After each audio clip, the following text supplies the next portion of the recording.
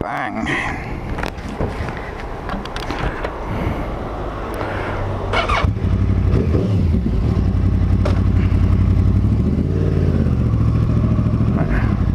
Welcome to the Hamsters, maybe you.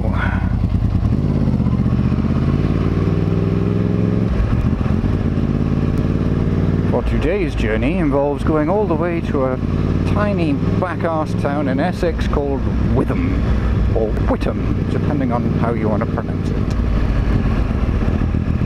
We have a full tank of gas.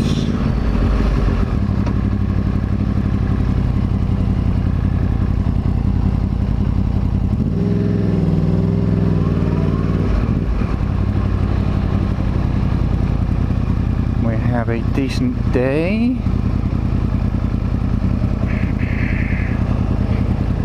And we have lots of traffic. Oh, cheeky. Red lights. Oh, that got you far. Woo!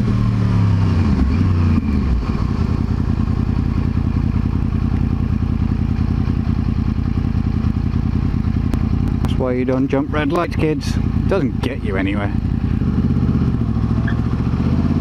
Fuck me. Smoking.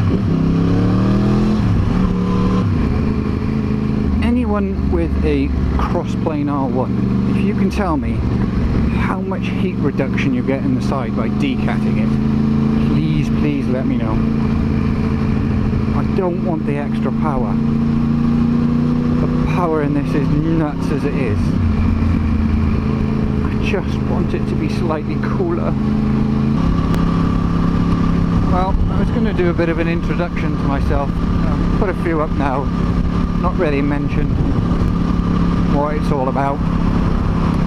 And I thought, what better place to do it than the world-renowned car park, the M25. Fucking hate this motorway.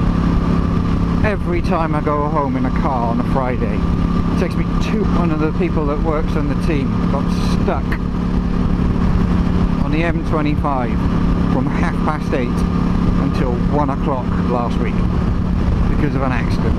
2 hours to do a 10-minute journey. But as my title says, my name's Hamster, Dangerous Hamster. That actually come from, how long have I had that? I must have had that nickname in certain circles for 10 years minimum. It all came about from a lad's holiday to Latvia, and it was completely random. Everyone had to pick little names to go on the back of a shirt, etc., as you do when you're on a lad's holiday, and they all had to be animal related, and I can't remember most of them, but I thought Dangerous Hamster was quite funny, and it kind of stuck. Been known as Hamster for those group of boys for the last 10 years. Biking wise, I've been riding about 2.5 years now, I suspect. My first bike was a Yamaha R1, which I still have, year 2000, and I bought this little baby, Yamaha R1 2009 crossplane, back last November. Hello, how are you doing? A, because the R6 is taking a lot of time in terms of maintenance. Fixing the damn thing is becoming more and more frequent. It doesn't help that I take it around track days such as Brands Hatch and put it in the kitty litter, but we'll talk about that one later. But the R6, I was a little bit worried about it at first, just passing your test. Wanted to do the bike test for years and years and years and years, but about 2 years ago I had a spare bit of money and thought, sod it, it's going to happen, why not? Passed my test, first bike, Yamaha R6 2000, and I loved it. It's a great bike. I still got it, I still use it to commute back and forth work when it's raining, so I don't have to get the beast wet. I've got 2 sets of rims for it. One at the minute with Super Coursers on, the other on with Road Pilot 3s, which during the winter, by the way, Road Pilot 3s are awesome tyres. I've done, I don't know, 6,000 miles on that bike, and there's still bucket loads of tread in them. They've not really squared off, and they're just in the wet, they're phenomenal. But anyway, I remember going out on that because my housemate had a GSX RS Rad. So we went out on that and we rode to Marlborough from London to see one of our friends. And I remember going on the motorway and dicking around a little and thinking, oh, I do not want any more power than this. This is insane. And then a year and a half later I buy an 180 brake horsepower R1. Yeah, you know, I haven't really done too much to it. I done a custom paint job on it last summer, which was white and blue, just to give it a go. Quite frankly, I had no intention of selling that bike. It's always going to be my track bike until it's dead, or my road bike until it's rusted. Yeah, last year, but I quite like something a little newer that I know isn't going to break down every time I'm on it or something like that. I've had a few issues with the R6. In fact, one of them was mine. I trapped the fuel line underneath the tank when I resprayed it, and when I was on the M3 going up to Wales, it conked out on me, basically because it run out of fuel. Rang the AA, guy come along after loads of fiddling and spraying polish on it and all sorts. He noticed the fuel line was trapped, or when the tank was being put back down. So yeah, costly mistake of about 120 quid for a call out because I didn't have AA cover at the time. Ah well, live and learn. Then bought the R1 November. It's the 2009 red frame job with, it had carbon fibre aquapovic cans on it, and I loved it. Then going up to the motorbike show in the Excel in London, managed to have a small accident and write it off onto a Cat C.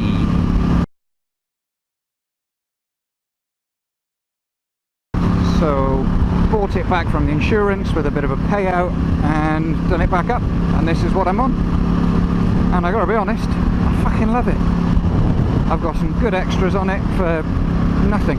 Bought myself a new helmet. I got red Light-Tech chain adjusters, which are great. Stainless steel Yoshimura cans with a carbon fibre tip, and I chose them on purpose over the top of the carbon because quite frankly, I like stainless steel. Got a stainless steel exhaust on the R6 as well, and I prefer it over the carbon. And I replaced all the plastics with a Bath race fairing set, which I like as well. Well, I put 1,500 miles on it going up to the TT, of which I've still got some of that video, and I need to edit that. Or I say edit it, or at least have a look at it, quite frankly. Yeah, that's a bit of my bike history. My whole aim of doing one of these vlogs, well, the first one was actually to get some exposure as well and get some people interested in the channel, start building it up a little bit, was to go find Becky Sprocket from Spicy 110. But a cunt rider, I mean a Kent rider, only joking pal, took it all the way from Hastings to the fucking Peak District. So I imagine I'll do a few videos before that comes vaguely near somewhere I am again, and I'll go and grab it. But yeah, after that, well, can I really call it a failed attempt? I was going to go down Saturday morning, and then Saturday morning read the reviews on YouTube only to find that somebody had picked it up. I don't think you could really classify that as a failed attempt, to be quite honest. But instead of that ride, actually, we went to a place called Loomies over in Hampshire. We've done a bit of a trip through Dorking, Guildford, Farnham, all the way down to Loomies, then across to Horsham and back up into London. And that was a damn good ride. I enjoyed that day. Took quite a while, but I enjoyed that. I've got some twat in a van now at my chuff. People people have no idea how to ride or drive on a motorway. People will sit in that middle lane or on the outside lane. Yeah, there he is, look. Dickhead. Well, anyway, this ride is to go up to for work, 2-day training course. So I thought I'd take the bike up. At least in the evenings then I can go for a bit of a ride around. You never know, might find some decent roads, do a vlog or two, go get some fish and chips on the seaside or something, I don't know. There are a couple of us going up, so we'll probably end up in the pub.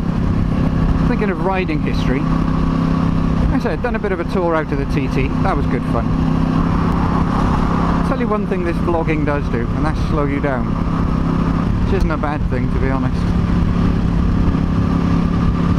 Especially, was it David Holmes?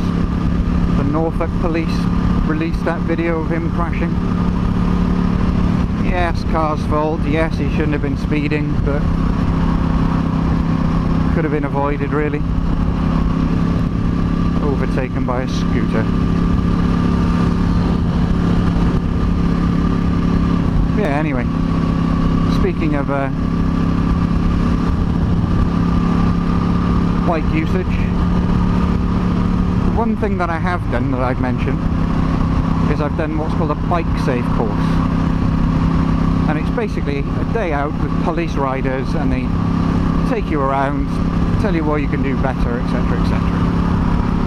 But a lot of the stuff they point out you just wouldn't think of. It's a really good course, and it's quite fun, and you get a free meal at the end of it, or at the middle of it actually. We went to Frankie and Benny's. I think the whole thing cost me 35 quid anyway. Might have been slightly less than that because we booked as a 3. Rode around all day, learned a few things. Oh, it was well worth it. One of the things that stood out was the amount of accidents that happen because people switch off. Much like that guy did with David Holmes, I hope that's his name. He didn't see him coming forward and pulled out in front of him. But what this guy said in the course was that if you're around, well, most accidents occur around sort of petrol stations or, I don't know, Tesco's when people are shopping and that type of thing. Because what happens is they concentrate on getting fuel or what they need to get for dinner, and their brains switch off a little bit. So there's a good tip there. If you're ever coming around to petrol stations or shops or anything like that where people can switch off and think of other things, be a little bit more wary. The other thing that they say is that brains are naturally lazy. When you pull up to a junction and you look left and you look right again and you look left, when you look left for the second time, what your brain sees is the first image, because it remembers where everything is and it can't be arsed going and scanning the skyline again. Hence the reason people say take a closer look. Look at what you're doing. Just those extra 2 or 3 seconds. There's a bike coming down and they see it 30 yards away. The second time they look, they still see it 30 yards away. So pull out in front of you. If you think someone's going to do that, toot your horn. Just big blast on the horn. Because ultimately, if someone hears a horn, they look around for it. And if that person's going to be pulling out of the junction, the chances are he'll no longer pull out of that junction. Brands Hatch. I love Brands Hatch. I'm going to do another vlog on track days. I steer myself away from the fact that I've come off at Brands Hatch, which I have video of, and I will edit and whack on. But yeah, track days are great. Back to the vlog that I done the other week, or the other day I suppose, with the Circuit of Wales. The first bike track day that has. I'm going on it. I don't care what it costs. 40? Oh, here we go. Here's the traffic. There's the M25 we love. Yeah, but to summarise, biking 2.5 years, name Hamster, bikes R6, R1.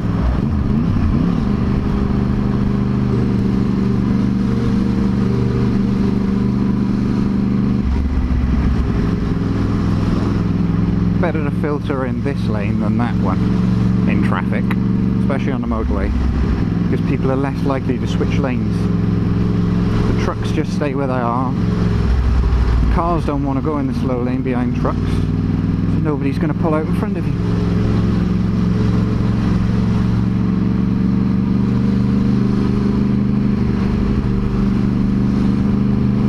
Thank you.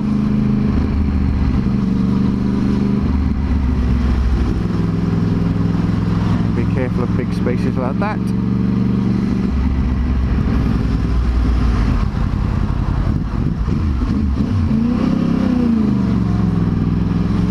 Thank you very much.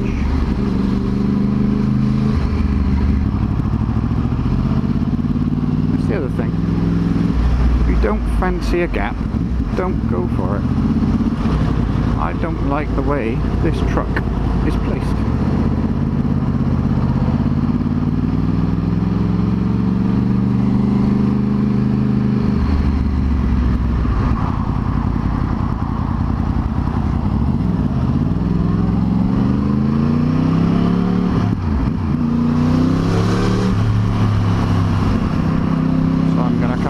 This one. Cyclist, stay back. We have a shotgun and we will shoot you. Nice one. Thanks, pal. He gave me a little flash to say that's okay. Of his lights, that is, not his cock.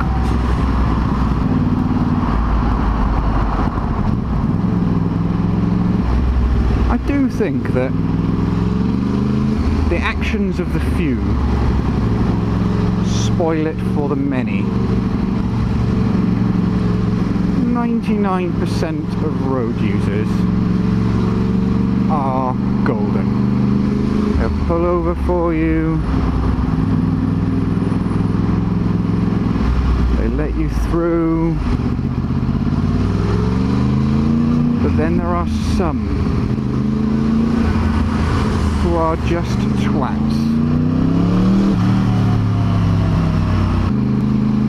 And there was something online the other day, well, 2 points that I read online actually.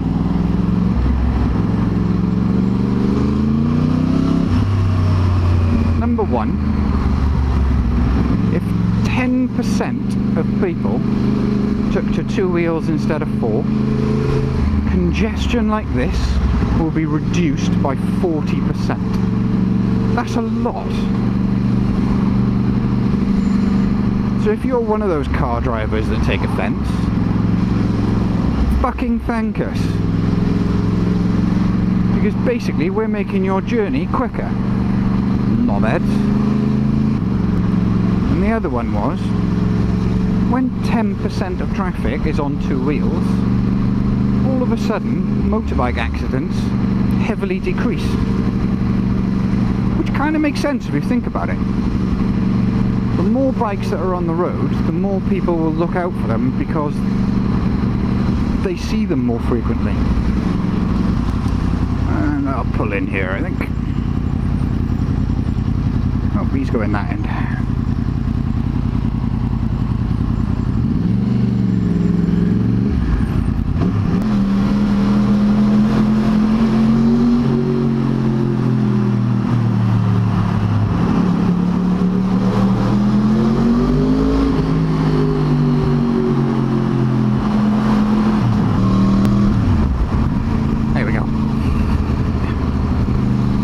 Tunnels on this machine.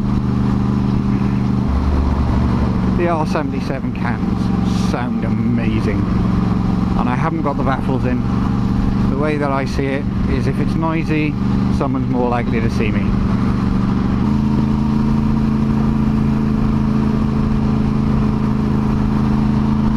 Anyway, the light is fading. I want to get my ass going. Oh, hang on. I won that one.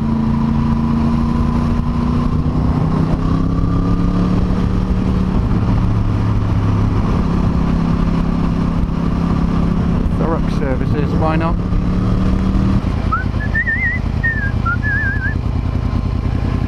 Parking over the line, sir?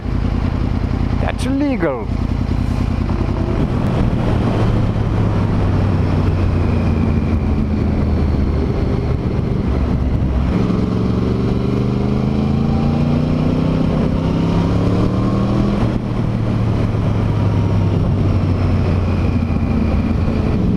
Cars, this way.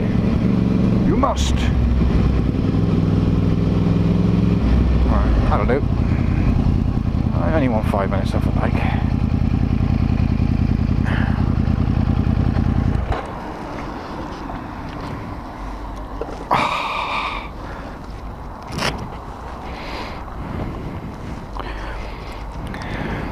And there we have it.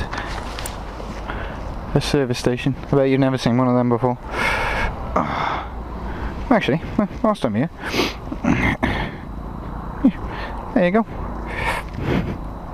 There she is. Yamaha R1, Light-Tech chain adjusters at the back. All cleaned, new radiator fluid, new oil, RNG or GB racing cover sets, and the bath paint job. I think it looks sweet personally, and I'm very, very, very happy with it. Oh, I bought all the crash protection with it as well, out of the money I got from the thingy. So all the new stuff I got. Actually, what was the new stuff? Probably the Light-Tech chain adjusters, new helmet, all the crash protection. The R77s were a replacement from the Akrapovics, as was the rest of it really, but yeah, happy days. Right, I'm going to love you and leave you for a while, boys and ladies, because I need to stretch and I need to find out where the fuck I'm going. So laters. Hello again, rest break had. I knew there was something I forgot to mention. That little beauty of a tyre hugger.